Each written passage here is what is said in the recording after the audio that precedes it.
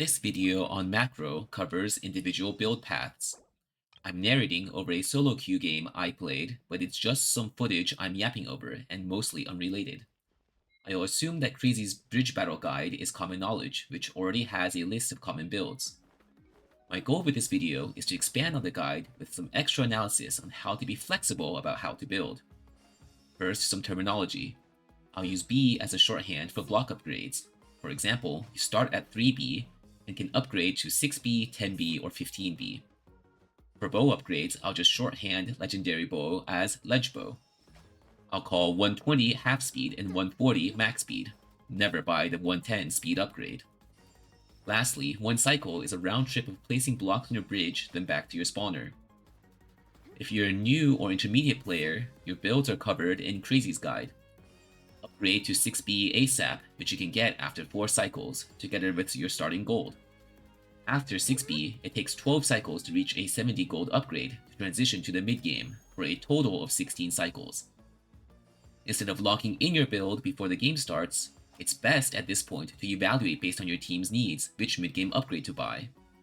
If nobody has upgraded to 10B yet, then you might be the fastest builder on your team, and you should probably upgrade to 10B. If you see your teammates are going 10B, then consider buying ledge bow to increase your team's stalling power. I'll talk about team builds in more detail in the future video, but I'll cover 2 generally bad team builds here. You often do not want your whole team going 10B or all going ledge bow. Team going 10B is vulnerable to a ledge bow on the enemy team stopping a coordinated push via kills or landing a trap. A whole team going ledge bow will not be able to build fast enough to threaten any chest, but can stall out the game. However, the enemy players with 10B will out-econ you as long as they don't get hit. One other contextual consideration for how you should upgrade is how far ahead or behind you are.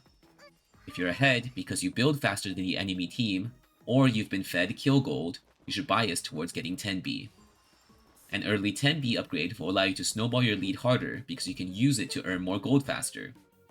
If you had bought ledge bow, it's another 12 cycles before you can afford 10B.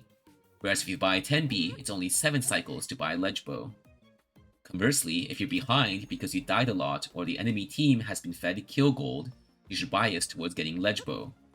This is because you may have to rely on kill gold to make an economic recovery, and the enemy team is likely to push an advantage with block upgrades, so you'll also need the stall power from ledge bow. With all that said, the remaining build path is pretty straightforward. After your first mid-game upgrade, buy the other upgrade you don't already have, then save for max speed, and then buy the late-game upgrades depending on what your team needs. That's it for this video. The next one will cover some build variations involving skipping 6B. Hope to see you in the next one.